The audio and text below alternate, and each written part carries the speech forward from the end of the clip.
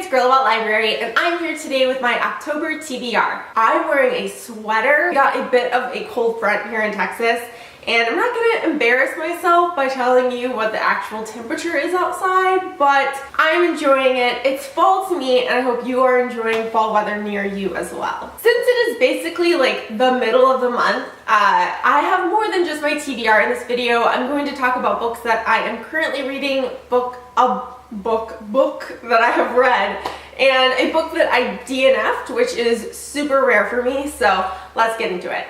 Up first is the only book that I have read this month, and that is completely okay with me because it is still a good reading month, even if this is the only book I read in the entire month. And that is Turtles All the Way Down by John Green. I rushed to the half-price books on Tuesday morning and picked up this copy, and I was shocked by the number of signed copies that were available at my store. I almost feel bad. Like, I don't feel bad, but I almost feel bad. I peeked into each one to see if there were any other options as far as what was on the inside, but I'm still super excited with my signed copy. I hardly even count this as a book that I've read this month because I read it in 5 hours over the course of 2 days, and I loved this book. I'm working on a 60-second book review for it, and I'm struggling because, one, how do you sum up your love for a book that you've been anticipating for as long as I've been anticipating another book by John Green, but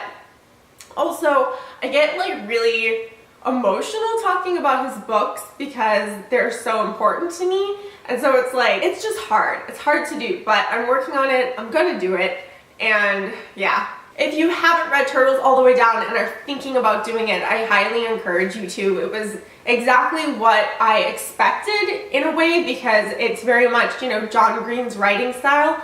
But it was a different topic than one that he's dealt with in the past, and it's also one that's more relevant to my life in bad and good ways, and so I really enjoyed reading it. For those who don't know, Turtles All the Way Down is about a girl named Aza, and Aza and her friend Daisy are hunting down a billionaire, Davis Pickett. But that story is kind of just a backdrop for me to the story of Aza.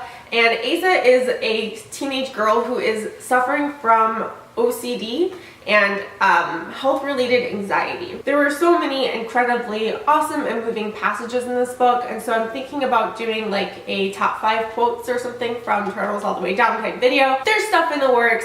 I'm still super excited about this book, and I will probably read it again in November. If you have read this book, comment down below because I need people to talk to about it. In other reading news, I DNF'd a book, which is incredibly rare for me. And going into reading this book, I knew that there was a chance that I might DNF it. Oh, it was The Bone Rich by Gepeco. I'll have a picture here. But I had seen some reviews for the book that were not great. It was a book that I read, or it was a book that I won on a Goodreads giveaway, and so I didn't feel any, going into it, I was kind of okay with not liking it. It just seemed like a good book to read in October. But about 100 pages in, I realized, this is not a book for me. And I'm not one to do, a book rant. I just don't, it's not my style. But if I was ever gonna do one, this book was pushing me there. It literally felt to me when I was reading this that it was written in another language, a language that I did not speak. For me, this is a fantasy book about a girl who can bring people back from the dead, a neuromancer, I think is what that's called.